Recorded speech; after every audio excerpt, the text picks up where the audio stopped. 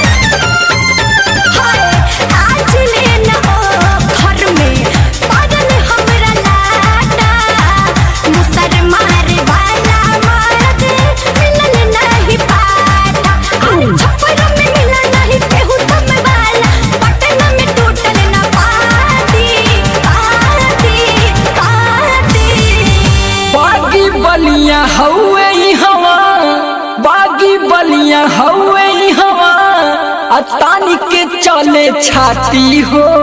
वो तो देखते हैं। जिला आजमगढ़ हई डाली त फाटी हो। जिला आजमगढ़ हई डाली त फाटी हो। जिला हवे जिला हवे आजमगढ़। अरे बाप रे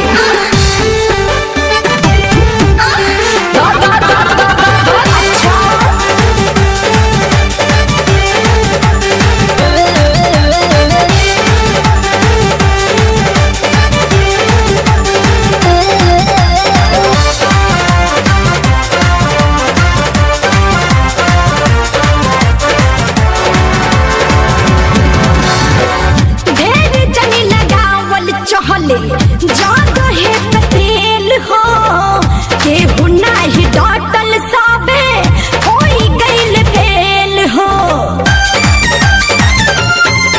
हाय ढेर चली लगावल चहले जादो है पतेल हो के हुना ही डॉटल साबे होई गइल फेल हो। अरे हमके बतावा मुकेश भोजपुरिया मोड़ गइल सब कर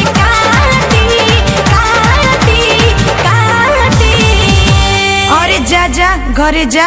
और मेहनगर के लाल हवे तो पियरा जइबा। मेहनगर के लाल हवे समर सिंह खाटी हो। वो तो देखते हैं। जिला आजमगढ़ हई